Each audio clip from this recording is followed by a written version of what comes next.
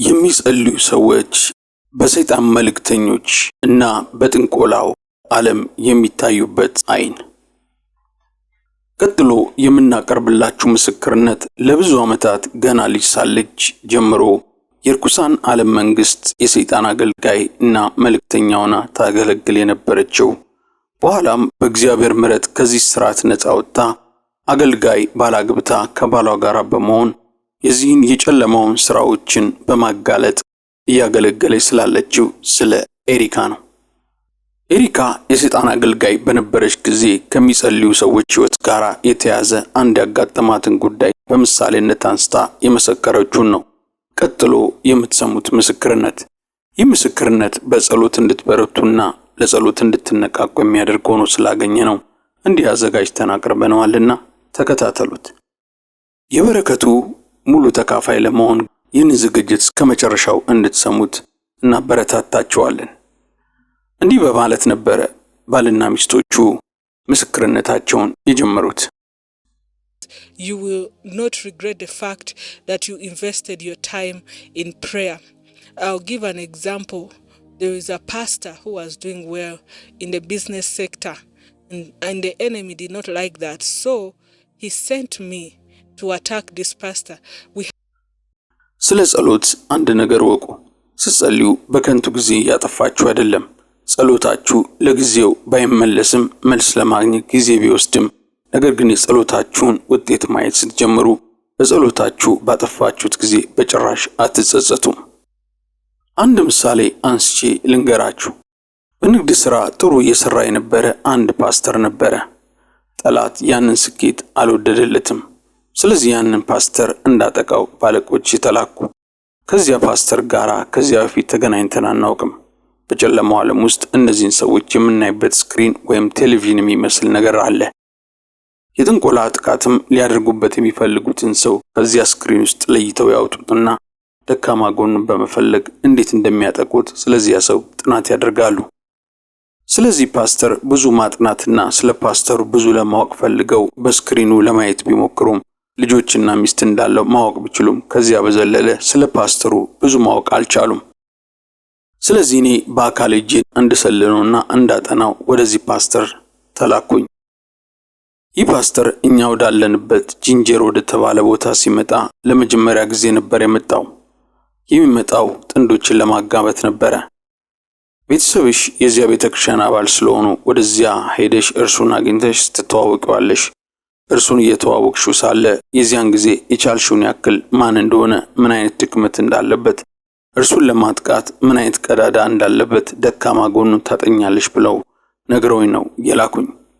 ከዚያም ይህ ሰው ወደሚያጋባበት ቤተክርስቲያን ሄድኩ። ወደዚያም ቤተክርስቲያን ሲሄድ ጥንዶችን እያጋባ ነበረ።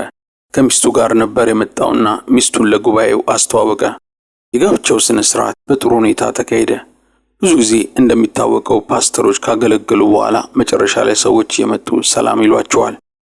ነገር ግን ሁሉም መጥተው ሰላም ይሏቸው አማኞች ብቻ አይደሉም። አንዳንድ ጊዜ ከመናፍስቱ ዓለም ተልእኮ ተሰጥቷቸው የሚመጡም ሰዎች ጭምር ናቸው መጥተው ሰላም የሚሏቸው። ይህንን ሰው ቤተክርስቲያን ውስጥ አየሁት። ነገር ግን ሰላም ልለው ወደ አጠገቡ ሲሄድ ጠፋብኝ። አጣሁት። ላየው አልቻልኩም። ግራ ገባኝ። እንደ ሌሎች ሰዎች ወደ ሰውየው ሄድኩ። ነገር ግን አጠገቡ ስደርስ አላገኘሁትም። በእርሱ ፋንታ ሌሎች ሰዎችን ነው አግኝቼ ያዋራሁት። የምንፈልገውን ሰው አላየሁትም። የሰርጉ የምግብ ግብዣ ወደ ተዘጋጀበት ስፍራ ሄድኩ። ወደዚያም ሊመጣ ይችላል ያን ጊዜ አገኘዋለሁ በሚል ተስፋ ነው ግብዣው ወደ ተዘጋጀበት አዳራሽ ሄድኩት። አስቀድሜ ወደ ሰርጉ የምግብ ግብዣ ላይ የመሄድ እቅድ አልነበረኝም። የሰርጉ አዳራሽ ግብዣ ወዴት እንደተዘጋጀ መንገድ ላይ አንድ ሰው አገኘውና ይቅርታ የሰርጉ ግብዣ የት ነው ቦታው ብዬ ጠየቅኩት። ሰውየው ወደ መናፈሻው እያመለከተ መራኝ። ይህ ሰው ሰላም ነሽ አለኝ። እኔም ሰላም ነኝ አልኩት። ስምሽ ማን ነው አለኝ። እኔም ስሜ ኤሪካ እንደሆነ ነገርኩት። ያንተስ ስም ማን ነው ብዬ ጠየቅኩት። እርሱም ታይቶስ እባላለሁ ብሎ መለሰልኝ። ወደ ሪሴፕሽኑ እየሄድኩ ሳለሁ አለቆቼ እንፈልገው የነበረውን ሰው አግኝተሽ ሚስጥሩን ሰለሽ ማግኘት ችለሻል ብለው ጠየቁኝ። እኔም አልቻልኩም፣ ግን አንድ ሰው እርሱ ወደሚገኝበት ወደ ግብዣው ቦታ መርቶኛል አልኳቸው። እነርሱም ማን ነው ወደ ግብዣው ቦታ የመራሽ አሉኝ። ታይቶስ የሚባል ሰው ነው ወደ ምግብ አዳራሹ የመራኝ አልኳቸው። እነርሱም ያ ሰው አደገኛ ሰው ነው፣ የምትፈልጊው ሰው እኮ ነው ወደ ግብዣው ቦታ የመራሽ አሉኝ። እኔም እርሱን ያናገርኩት እንደነበረ ምንም ሐሳቡ አልነበረኝም። እንዴት ሊሆን ይችላል ብዬ ግራ ተጋባው።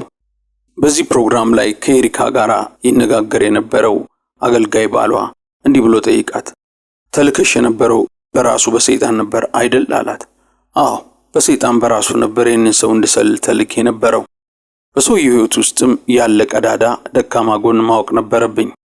በዚያ ደካማ ጎኑ ገብተን ማጥቃት ማጥፋት እንድንችል ነበር እንድሰልል የተላኩት። ነገር ግን የፈለኩትን ላገኝ አልቻልኩም። ባጠገቡ አልፌ ሄጄ ሌላ ሰዎችን ያወራሁት። እኔ ጋብቻ የተደረገበት አዳራሽን ትቼ ስወጣ እርሱም መጥቶ ነበረ። ወደ አዳራሹ መራኝ። ስሜን ጠየቀኝ። እኔም ኤሪካ ብዬ ነገርኩት። እርሱም ታይቶስ እንደሆነ ነገረኝ። ይህ ነገረኝ ሰው እፈልገው የነበረው ሰው ነበረ። ወደ አዳራሹ የመራኝ እርሱ ነው ብዬ አልኩኝ። ከዚያም አለቆቼ በይ እርሱን ተልኮሽን ሰርዡ፣ ሰውየው እጅግ ኃይለኛ ነው፣ አለበለዚያ ያጠፋሻል አሉኝ። ከዚያም ተልኮዬን ሰረስኩ። እነርሱም ከኔ ይልቅ የበረታ ሌላ የሰይጣን መልእክተኛ ለመላክ ወሰኑ። ከዚያም ክስተት አንዳንድ ሰዎች በቀላሉ የማይገኙ ኃይለኞች ሰዎች እንደሆኑ ተረዳው። ኤሪካ በጥንቆላው ዓለም የሰይጣን አገልጋይ በነበረችበት ጊዜ ወደ ተለያዩ ክርስቲያኖች ቤት ለማጥቃት ትላክ በነበረ ጊዜ ስላጋጠማት ነገር ጨምራ ስትናገር እንዲህ ነበር ያለችው። ወደ ሰዎች ቤቶች ሄጄ ጥቃት እንዳደርስባቸው እላክ ነበረ። ብሄድም ስለሚሰወሩብኝ የአንዳንዶቹን ቤት ፈጽሞ አላገኘውም። ወደ አንዳንዶች ሰዎች ቤት በጭራሽ መቅረብ አልችልም። የአንዳንድ ክርስቲያኖች ቤት በእሳትና በመላእክት የተከበበ ስለሆነ ፈጽሞ በፍጹም መጠጋት እንኳን አልችልም ነበረ። የሚሆነው እንደነዚህ አይነት ሰዎች በጸሎት የሚተጉ የጸሎት ሰዎች በመሆናቸው ነው። የእንደነዚህ አይነት ሰዎችን ቤቶችን፣ ንግዳቸውንና ስራቸውን በቀላሉ ማግኘትና ማጥቃትም መቅረብም አንችልም። ምክንያቱ ደግሞ የጸሎት ሰዎች በመሆናቸው ነው። አንድ ያጋጠመኝን ነገር እንደ ምሳሌ አንስቼ ልንገረ። አንድ ኃይለኛ የጸሎት ሴት የሆነች ሚስት ያለው አንድ ነጋዴ ነበረ። እርሱ ዳግም የተወለደ ክርስቲያን አልነበረም። ክርስቲያኖችን አይቃወምም። የሃይማኖት ሰው አይደለም። ለሃይማኖት ነገር ብዙም ስፍራም አይሰጥም።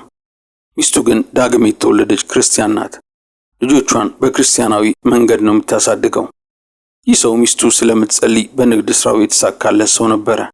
ይህ ሰው በሚነግድበት አካባቢ ያሉ በንግድ ስራ የሚፎካከሩት ከጠንቋይ አያቴ ጋር በኃይለኛው የጥንቆላ ትስስር ግንኙነት ያላቸው ሰዎች ነበሩ። የዚህ ሚስቱ የምትጸልይለት በንግድ የተሳካለት ሰው ጎረቤት የሆነ አንድ ነጋዴ አያቴ ጋር ለመጀመሪያ ጊዜ ለማስጠንቆል ሲመጣ አስታውሳለሁ። ለማስመተት የሆነ አንድ ፍየል ታረደ። ከታረደ በኋላ አያቴ ለዚህ ሰው ስትነግረው የርኩሳን መናፍስ መጥተው ይህንን የታረደ ፍየል ሲበሉት ትሎች መጥተው በፍጥነት በልተው አጥንቱን ብቻ ያስቀሩታል። የዚያን ጊዜ ፍየሉ በመናፍስቱ እንደተበላ ታውቃለህ።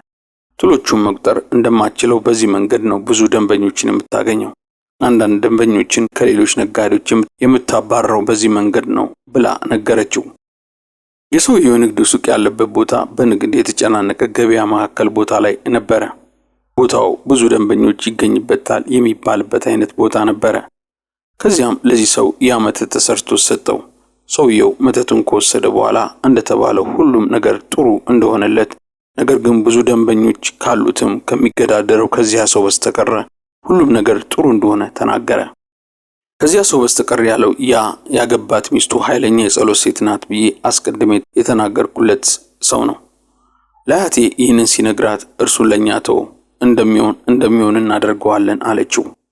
በሰውየው ላይ አንድ ነገር ለማድረግ አያቴ ሳትነግረኝ ወደዚህ ሰው የርኩሳን መናፍስት አገልጋይ የሆነችውን አክስቴን ላከቻት። የላከቻት ወደዚህ ሰው ሱቅ ሄዳ የተቸገረች መስላ ገንዘብ እንዲዘረዝርላት ጠይቃው ዘርዝሮ የሚሰጣትን ገንዘብ ይዛ መጣ። በዚያ ገንዘብ ላይ ለመመተት ነበረ የተላከችው። አክስቴ ወደዚያ ሱቅ ገንዘብ ይዛ ሄደች። ስትሄድ እንደጠበቀችው በሱቅ ውስጥ የሚሰራው ሰውየውን አልነበረም ያገኘችው፣ ሚስቱን ነበር ያገኘችው። አክስቴ ገንዘቡን በመመንዘር ፈንታ በማታውቀው ምክንያት በገንዘቡ ያልተባለችውን ነገር ከሴትዮዋ ገዛችበት። ኦሞ፣ ሳሙና፣ ዱቄት ሳሙና፣ በረኪናና ሶፍት ገዛችበትና ባዶ እጇን መተት ሊሰራበት የነበረውን ዝርዝሩን ገንዘብ ሳትይዝ እነዚያን ዕቃ ገዝታ መጣች። አያት ያንን ስታይም ክፉኛ ተናደደች። እንዴት እንደዚያ ደካማና ሞኝ ትሆኛለሽ? ይቺ ትንሽ ልጅም ትበልጥሻለች። በቃ ተይው፣ የልጅ ልጅሽን እልካታለሁ አለች። እኔ ምን ተልካ ነው ያልተሳካላት ብዬ ጠየቁ። ምን እንደሆነ አልነገሩኝም። አያቴ ጠራችኝና ኤሪካ ሄደሽ ይህን እንድታደርግልኝ ፈልጋለሁ። ያ ሰውዬ ንግዴን ይገዳደራል ብሎ ያወራላትን ያንን ሰው ታውቂዋለሽ አይደል አለችኝ። እኔም አዎ አውቀዋለሁ አልኳት። ወደ ሱቁ ሄደሽ ገንዘብ እንዲዘረዝርልሽ ጠይቂውና የሚዘረዝርልሽን ዝርዝር ብር ይዘሽ እንድትመጪ ፈልጋለሁ አለችኝ። ደንበኛችን ብዙ ገበያ እንዲያገኝ በዚህ ሰው ገንዘብ ላይ መተት እንሰራበትና ንግዱን እናበላሽበታለን አለችኝ። እኔም ተስማምቻለሁ፣ አድርገዋለሁ። በፍጹም በዚህ ተልእኮዬ አልወድቅም፣ ይሳካልኛል ብዬ ወጥቼ ሄድኩ። ከዚያም ወደ ሰውየው ሱቅ ሮጬ ሄድኩ። ያን ቀን በድጋሚ ተልኬ ሄድኩበት ቀን አክስቴ ከተላከችበት ቀን ከ3 ቀን በኋላ ነበረ። ስደርስ እኔም ሱቅ ውስጥ ሰውየውን አላገኘውም፣ ያገኘሁት ሚስቱን ነው። ሱቅ ውስጥ ሴትዮዋን ሳገኛት የክርስቲያን ሬዲዮ ጣቢያ ከፍታ እየሰማች እንደሆነ አስተዋልኩ። ያላት ትንሽ ሬዲዮ ነው፣ ነገር ግን ድምፁን ጮክ አድርጋ ነበረ የከፈተችው። ሰዓቱ የምሳ ሰዓት ነበረ። በዚያ ሰዓት የሚጸልዩበት ጊዜ ነበራቸው። እየጸለየች ለሰዎች ዕቃ ትሸጥ ነበረ። በንሳን እየጸለየች ነበረ የምትሸጠው። ቀድሞ አክስቴ ለምን እንዳልተሳካላት በተልእኮ ያወደቀችበት ምክንያት ይህች ሴት እንደሆነች አላወቅኩም ነበረ። ከዚያም መንገዱን ተሻግሬ ቀጥ ብዬ ወደዚህ ሱቅ ሄድኩ። ሴትዮዋ ተመለከተችና ሰላም ነሽ አለችኝ። እኔም ደህና ነኝ ብዬ ይህንን ገንዘብ በመዘርዘር እርጂኝ በማለት ፈንታ ሴትዮዋ በጣም ሩሩ ሴት ነበረችና ሳላስበው ራሴን ዕቃ ስገዛት አገኘሁት። የሚበላ ነገሮችን ገዛኋት። እነዚያን የገዛኋቸውን ነገሮች ባልፈልጋቸውም እንኳን ለአያቴ የገዛሁላትና ተሸክሜ ሄድኩ። አያቴን ስታይ የደካሞች ጥርቅም እንደሰበሰብኩ ዛሬ ነው ያወቅኩት። እኔ ኃይለኛ ጠንካራ ሰዎችን ያሰለጠንኩ መስሎ ነበረ። ነገር ግን የገባኝ ነገር እናንተ ደካማና የማትጠቅሙ መሆናችሁ ነው ብላ ጮኸችብኝ። አክስቴ ሱቅ ውስጥ ያገኘሽው ማን ነው ብላ ጠየቀችኝ። እኔም ሚስትየውን ያገኘሁት አልኩ። አክስቴ ምክንያቱ እርሷ ናት። ሴትዮዋ የጸሎት ሴት ናት። ሰውየው የጸሎት ሰው አይደለም። በሄድንበት ቀን ሁሉ ሴትዮዋ ለምን እንደምናገኛት አላውቅም። ስለዚህም ሳይሳካልን ቀረ። በዚህም ምክንያትም መተት መስራት የምንችልበት ምንም አይነት መንገድ አላገኘንም። ገንዘቡን ከእርሷ ማግኘት የፈለግነው በገንዘቡ መተት አድርገንበት ገቢዋን፣ ደንበኞቿን እንድታጣና በመጨረሻ ከስራ ሱቁን እንድትዘጋው ነበር ዓላማችን። እርሷ በምትሸጠው ምርት እኛ ደስተኞች አልነበርንም። ከእርሷ እጅ በዝርዝር ሰበብ የምናገኘውን ገንዘብ ለመተት ንክኪነት ተጠቅመን በረከቷን ለመስለብ ነበር የፈለግነው። ነገር ግን አልቻልንም። አሁንም በበረከቷ እንደቀጠለች ነው። እርሷ የጸሎት ሴት በመሆኗ ምክንያት እዚያ ሱቅ ላይ መተት ማድረግ አቃተን። ባልየው ንግዱ ምንም ሳይሆን እንዲቀጥል የሆነበት ምክንያት በሚስቱ ጸሎት እንደሆነ ምንም አያውቅም ነበረ። ይህም አልሳካ ሲለን ባልና ሚስቱን በማለያየት ሙከራ ለማድረግ ስብሰባ ተቀመጥን። እንዴት አድርገን ነው ሁለቱም ባልና ሚስት አጣልተን የምናለያየው ብለን በነገሩ ላይ ተወያየንበት። ትዳር ካላችሁና ስራ የምትሰሩና ስራችሁ ጥሩ እየሄደ ካለ በረከታችሁን ለመስረቅ ሲል ጠላት ትዳራችሁን ለመለያየት በመሞከር ሊዋጋችሁ ይፈልጋል። አያቴ እነዚህን ጥንዶች እንዴት እንደምትለያያቸው እቅድ አወጣች። ሰውየው የዳነ ክርስቲያን ስለሆነ የርኩስ መንፈስ አገልጋዮች የሰውየውን ድክመት ማየት ችለው ነበረ። ሴትዮዋ ድናለች። ሴትዮዋን ለጊዜው እንተዋትና ትኩረታችንን ሰውየው ላይ እናድርግ ተባለ። ይህም ሰው በሌላ ሴትም ፍቅር እንዲወድቅ ማድረግ ከቻልን የሰውየውን ውድቀት ሚስቱን በጸሎት ለማድከም እንጠቀምበታለን። ሚስቱ ከሌላ ሴት ጋር ግንኙነት እንዳለው ስታውቅ በዚህ ሁሉ ጊዜ ውስጥ አብረን አሳልፈን እንዴት አድርግብኛል ብላ እንድትማረር እናድርጋታለን። ትዳር ውስጥ ካላችሁና ጥሩ እየኖራችሁ ካለ ስለዚያ ነገር እግዚአብሔር ይመስገን። እግዚአብሔር በጸሎት የሰጣችሁን ትዳራችሁን፣ ንግዳችሁንና ስራችሁን በጸሎት ጠብቁ። ሴትዮዋ ጸሎቷን የምትቀንስና ከጸሎት ሕይወቷ የምትንሸራተት ከሆነ ትዳራቸው፣ ንግዳቸው፣ ገቢያቸውና ልጆቻቸው ችግር ውስጥ ሊወድቅ ይችላል። አያቴ በዚያ ጉዳይ ተነጋግራና እንዲቀዳ ወጣ ብትሰራበትም ሚስቱ በጣም በመንፈስ የተቃጠለች በመሆኗ ምክንያት ነገሩን ማሳካት አልተቻለም። ሴትዮዋ ለንግድ ስራቸው ስኬት ብቻም ሳይሆን ለቤተሰቧም ትጸልይ ስለነበረ ሰውየውን በድካሙ አግኝተን መጣል አልቻልንም። ሰውየው ያልዳን እንኳን ቢሆንም በሴትዮዋ ጸሎት የተሸፈነ ነበረ። ልጆቻችሁ ያልዳን እንኳን ቢሆኑ ስለነርሱ ጸልዩ፣ በጸሎትም ሸፍኗቸው። እግዚአብሔር ወደ ትክክለኛው ሰዎች እንዲመራቸውና ወደ ክርስቶስ እንዲመራቸው ጸልዩላቸው። ይህ ሴት የጸሎት መሰዊያ በእሳት የተሞላ ነበረ። የጥንቆላው ዓለም ይህንን እሳት እንዴት ማጥፋት እንደሚችል ነው መንገድ ይፈልጉ የነበረው። መጽሐፍ ቅዱስ በዘሌዋውያን ምዕራፍ 6 ቁጥር 12 እሳቱ በመሠዊያው ላይ ዘወትር ይነዳል፣ አይጠፋም፣ ካህኑም ማለዳ ማለዳ እንጨት ያቃጥልበታል፣ የሚቃጠለው መስዋዕት በዚህ ላይ ይረበረባል፣ በዚያም የደህንነት መስዋዕት ስብ ያቃጥላል ይላል። ደግሞም ዘጸአት ምዕራፍ 20 ቁጥር 24 ደግሞ ሲናገር የጭቃ መሠዊያ ሥራልኝ፣ የሚቃጠለውና የደህንነት መስዋዕትን በጎችንም በሬዎችንም ሰዋበት፣ ስሜን በማስብበት ስፍራ ሁሉ ላይ ወደ አንተ መጥቼ እባርክሃለሁ ይላል። የእናንተ የጸሎት መሠዊያ ሁልጊዜ በእሳት የነደደ ከሆነ የሰይጣን መሠዊያ የሆኑትን ጥንቆላዎችን ያፈርሳል። ይህም በመሠዊያዎች መካከል የሚደረጉ ጦርነቶች ናቸው። ክርስቲያን የሆነችው እናቴ እኛ ልጆቿ በጥንቆላ መተት ጥቃት ተጠቅተን ስታገኝ በኃይል ትጸልያለች። አንዳንድ ጊዜ የሚማልዱ ሰዎችን ታሰባስብና ከእነርሱ ጋር ሆና ትጸልያለች። ጠንቋይ አያቴ የምታደርግባትን መተት ሁሉ እናቴ በጸሎት በማፍረስና መልሳ ወደ ራሷ በመላክ እሳት እንዲሆንባት ታደርግ ነበረ። በዚህ ምክንያት አያቴ በእኛ ላይ የሰደደችው መተት ሁሉ በእርሷ ላይ ይመለስባት ነበረ። አያቴ እናቴ ላይ በመተት ጭናባት የነበረው እርግዝና ሳይቀር ነበረ በጸሎት ኃይል ወደ አያቴ ተመልሶ አያቴ እርጉዝ የሆነችው። አያቴ በእናቴ ላይ አድርጋባት የነበረው መተት አጋንንታዊ እርግዝና ነው። እናቴ ለ10 ዓመታት ያክል እርጉዝ ነበረች። ያረገዘችው ልጅ እንዳልሆነ ያሳለፈችው መከራ ምን እንደሚመስል ምስክርነቷን ስትመሰክር በነበረ ጊዜ አካፍላናለች። አያቴ አንድሮኒያ እጅግ ክፉ ሴት ነበረች። በእናቴ ላይ አንድ መተት አድርጋባት ነበረ። አያቴ ማዕፀን የሚመስል የውሃ ተክል አገኘች። ይህንን የውሃ ተክል አምጥታ ከግቢዋ ጀርባ ባለ የአትክልት ስፍራ ውስጥ ተከለችው። ያም አትክልት እያደገ ሲሄድ ልክ እንደ ኮረሪማ ግንድ አድጎ ወደ ጎን ተስፋፍቶ ወደ ውጭ ተጠማዞ ወጣ። ልክ ተክሉ በተስፋፋ ቁጥር የእናቴ ማዕፀን ውስጥ የማዕፀን እጢ ይበዛ ነበረ። አያቴ ማዕፀኗ በዚህ ነገር እንዲሞላ አደረገቻት። በመቀጠልም ስሮቹ እየተስፋፉ ውስጡን ሲያድጉ የእናቴ ማዕፀን ምንም እርግዝና ሳይዝ በእጢዎቹ ምክንያት ብቻ እየተለጠጠና እየተነፋ ይሄድ ነበረ። አያቴ እናቴን ለመጉዳት በየማለዳው እየተነሳች ያንን ተክል በታላቅ ትጋት ጧት በየዕለቱ ውሃ ታጠጣው ነበረ። ከውሃ ማጠጣት ጋር በአትክልቱ አጠገብ ቆማ በአትክልቱ ላይ የክፋት አዋጆቿን ትናገርበት ነበረ። አትክልቱ ደግሞ በባህሪው በየዕለቱ ውሃ መጠጣት የሚፈልግ ስለሆነ በየዕለቱ ውሃ እያጠጣች ትራገም ነበረ። ንፋስ በነፈሰና የዚያን ተክል ቅጠሎች በንፋስ ኃይል በተንቀሳቀሱ ቁጥር እናቴ በሆዷ ውስጥ ልክ የተረገዘ ልጅ እንደተሸከመች አይነት ሆዷ ሲንቀሳቀስ ይሰማት ነበረ። ህመሙ አንዳንድ ጊዜ በጣም ስለሚበረታባት ግድግዳ ላይ ለመውጣት እስክትመኝ ድረስ ትሰቃይ ነበረ። በመጨረሻም ሐኪሞች ማህፀኑ እንዲወጣ ሐሳብ አቀረቡላት። እናቴ ተጨማሪ ልጆችን መውለድ ትፈልግ ስለነበረ ላለማስወጣት የቻለችውን ያክል ድረስ እምቢ በማለት ቆየች። ነገር ግን ሐኪሞቹ ችግሩ ወደ ካንሰር ሊያመራ ወደሚችልበት ደረጃ ላይ መድረሱን ሲያስጠነቅቋት በመጨረሻ ማህፀኗን በቀዶ ጥገና ለማስወጣት ተስማማች።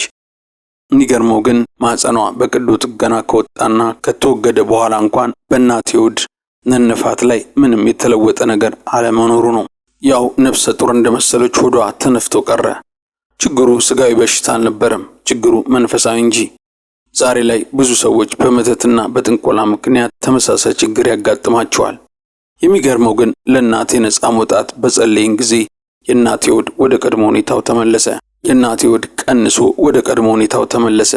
አያቴም በእድሜዋ መግፋት ላይም ሳለች ነገር ተገልብጦ በምትኩ ራሷ በድንገት ነፍሰ ጡር ሆና ተገኘች። ሆዷ ተነፍቶ ነፍሰ ጡር መሰለች። በእናቴ ላይ በመተት በጥንቆላ ጭናው የነበረው የህመም ስቃይ እርሷም መሰቃየት ጀመረች። ስቃዩን መቋቋም እስከማችል ድረስ ሰቃይ ነበረ። አያቴ እውነተኛ እርግዝና አልነበረም ያረገዘችው። ከጸሎቱ በኋላ በእናቴ ውስጥ የነበረው ነገር ሁሉ ወደ አያቴ ተዘዋውሮ ተላለፈ። እናቴ ተሸክመው የነበረውን አይነት የህመም ስቃይ አያቴን ያሰቃያት ጀመር። አያቴ ወደ እናቴ መጣ ንስሐ እስክትገባ ያደረገችውን እስክትናዘዝና የእናቴን ባርኮት እስክትጠይቅ ድረስ ሆዷ እያበጠ ይሄድ ነበረ። ልጄ እባክሽ እንድባረክሽ ፍቀጅልኝ አለቻትና እናቴም ባረከቻት። እግዚአብሔር ልክ እንደ በለዓም ሊረግማችሁ የመጣውን ጠላታችሁን እርግማንና ሟርቱን ቀይሮ በበረከት ቃል እንዲባርካችሁ ሊያደርግ ይችላል። ሊያጠፋችሁ የመጣውን ሰው ራሱን ገልብጦ በመጠቀም እግዚአብሔር ይባርክህ፣ በእርግጥ አንተ መርገም የማይሰራብህ የተባረክ ነህ ብሎ እንዲያውጅ ጌታ ሊያደርገው ይችላል። የእነርሱ የመጀመሪያው ዕቅድ እናንተን ማጥፋት ቢሆን እንኳን እግዚአብሔር ጣልቃ ገብቶ ነገሩን ይገለብጠዋል። ይህን ነገር በቀላሉ አትዩት። ሕይወት መንፈሳዊ ነው። እነዚህን ጉዳዮች በቁም ነገር ልትመለከቷቸው ይገባል። እናቴ ማህፀኗ እንኳን ቢወገድም ችግሩ እንዳልተፈታ በተረዳሽ ጊዜ እንኳን ጠላት ራሷን በማሰቃየት ቀጥሎ ነበር። አያቴ ብዙ ልጆች ይኖሩሻል ብላ ነግራት ነበረ። ማህፀኗ የተወገደ ሴት እንዴት ነው ብዙ ልጆች ሊኖራት የሚችለው? ውሸታም ናት እያሾፈችባት ነበረ። ጠላት በማሾፍና በውሸት የተካነ ነው። መጽሐፍ ቅዱስ በኢሳይያስ ምዕራፍ 44 ከቁጥር 24 እስከ 5 ሲናገር እንዲህ ይላል። ከማህፀን የሰራው የሚቤዥ እግዚአብሔር እንዲህ ይላል፣ ሁሉን የፈጠርሁ ሰማያትን ለብቻ የዘረጋው ምድርን ያጸናው እግዚአብሔር እኔ ነኝ። ከኔ ጋር ማን ነበረ? የሐሰተኞች ምልክት ከንቱ አደርጋለሁ፣ ሟርተኞችንም አሳብዳለሁ። ጥበበኞችን ወደ ኋላ እመልሳቸዋለሁ፣ ዕውቀታቸውንም ሰነፍ አድርገዋለሁ። የባሪያዬን ቃል አጸናለሁ፣ የመልእክተኞችን ምክር እፈጽማለሁ። ኢየሩሳሌምን የሰው መኖሪያ ትሆኛለሽ፣ የይሁዳ ከተሞች ትታነጫለሽ፣ ፍርስራሾቻቸውንም አቆማለሁ እላለሁ። እርሱ የሐሰተኞችን ምልክት ከንቱ ያደርጋል፣ ሟርተኞችንም አእምሮአቸው እንዲስቱ ያደርጋል ይላል። በጥንቆላው ዓለም ለጥንቆላ በሚሰዋበት በእያንዳንዱ መሠዊያ ላይ የራሱ የሆነ ምልክት አለው። በአያቴ መሠዊያ ላይ የውሃ ተክል ምልክት ተስሎበት ነበረ። በላዩ ላይም ዶሮዎችን ትሰዋ ነበረ። ለእናቴ በጸለይን ጊዜ ዶሮው ሲታረድ የሚያሰማውን ድምፅ አይነት ነበረ። ለእናቴ ነፃ እንድትወጣ ሲጸለይላት በነበረ ጊዜ ከእናቴ ሆድ ውስጥ ይወጣ የነበረው የጩኸት ድምፅ፣ ጸልዩላት ከሆዷ ውስጥም ያ ድምፅ ተሰማ። ከጸለይላትም በኋላ የእናቴ ሆድ ሲጎድል እና ባዶ ሲሆን የአያቴ ሆድ በምትኩ እንደ ነፍሰ ጡር ሆድ ሆኖ ተነፋ። የአያቴም ሆድ አበጠ። በመጨረሻም ይህ ነገር ለአያቴ የመሞቻ ምክንያት ሆነባት። እግዚአብሔር ይመስገን። አያቴ በሕይወቷ መጨረሻ አካባቢ እኔን ጠርታ ይቅርታ ጠየቀችኝ። እናቴንም ይቅርታ ጠየቀች። ኢየሱስ ክርስቶስንም የግል አዳኛዋና ጌታዋ አድርጋ ተቀበለች። ሆኖም ግን ከርኩስ መንፈስ ዓለም ጋር የነበራት ቃል ኪዳን እጅግ በጣም ብዙና ጥልቅ ስለነበረ ለእርሷ እንዴት ትክክለኛውን ጸሎት መጸለይ እንዳለብን አላወቅንም ነበረ። አገልጋዮች ለእርሷ ሊጸልዩ ሲሞክሩ ወደ ሌሎች ነገሮች ትቀየርባቸው ነበረ። አያቴ ሙሉ ለሙሉ ነፃ ወጥታ ቢሆን ኖሮ ልትገልጠው የምትችለው የጨለማው ዓለም ምስጢር መጠን እጅግ አስገራሚ ይሆን ነበረ። እግዚአብሔር የሐሰተኞችን ምልክት ከንቱ ያደርጋል። የዶሮ ደም የሆነ ያ ምልክት በርኩሱ መንፈስ ዓለም ውስጥ ኃይልን የሚሰጥ ነገር ነው። በመንፈስ ዓለም ውስጥ ደም እንደ መገበያያ ገንዘብ ነው። አጋንንቶች በራሳቸው የሕይወት ኃይል ስለሌላቸው ለመተት ሥራ የሚፈስ ደም የሚፈለገውን የሕይወት ኃይል ያስገኝላቸዋል። መተት የሚያደርገው ሰው ለዚህ ኃይል የሚሆነውን ደም በማፍሰስ መስዋዕት ማቅረብ አለበት። ይህንንም ኃይል እግዚአብሔር ሕይወት ከሰጣቸው ፍጥረቱ ነው የሚያገኙት። እግዚአብሔር ለዶሮዎች እንጂ ለአጋንንቶች ሕይወትን አልሰጣቸውም። ስለዚህ አጋንንቶች ይህንን ሕይወት ከሆነ ቦታ ማግኘት አለባቸው። ስለዚህ መተት ለማድረግ የሚፈልገው ሰው ደግሞ ዶሮዎችን በመሰዋት ይህንን ሕይወት ከዶሮዎቹ ላይ ሰርቆ ወደ አጋንንቶቹ ያዘዋውራል። ከዚያም አጋንንቶቹ በዚህ የሕይወት ኃይልም ታግዘው ክፋትን ያደርጋሉ። ይህ የክፉ መንግስትም ጥበብ ነው በማለት ነው ምስክርነታቸውን ያቀረቡት። እኛም ከጸሎት ጋር የተያዘውን ብቻ ከዚህ ምስክርነት መካከል እንዲያቀርበንላቸዋል። በመጨረሻም የኤሪካ ባለቤት ያነበበውን የመጽሐፍ ቅዱስ ክፍል በድጋሚ በማንበብ ለዛሬ ያዘጋጀንላችሁን እንጨርሳለን። ቃሉም እንዲህ ነው የሚለው። ኢሳይያስ ምዕራፍ 44 ከቁጥር 24 እስከ 5 ከማኅፀን የሠራው የሚቤዥህ እግዚአብሔር እንዲህ ይላል፣ ሁሉን የፈጠርኩ ሰማያትን ለብቻዬ የዘረጋው ምድርን ያጸናው እግዚአብሔር እኔ ነኝ። ከኔ ጋር ማን ነበረ? የሐሰተኞች ምልክት ከንቱ አድርጋለሁ፣ ሟርተኞችንም አሳብዳለሁ። ጥበበኞችን ወደ ኋላ መልሳለሁ፣ ዕውቀታቸውንም ስንፍና አድርጋለሁ። የባሪያዬን ቃል አጸናለሁ፣ የመልእክተኞችንም ምክር እፈጽማለሁ።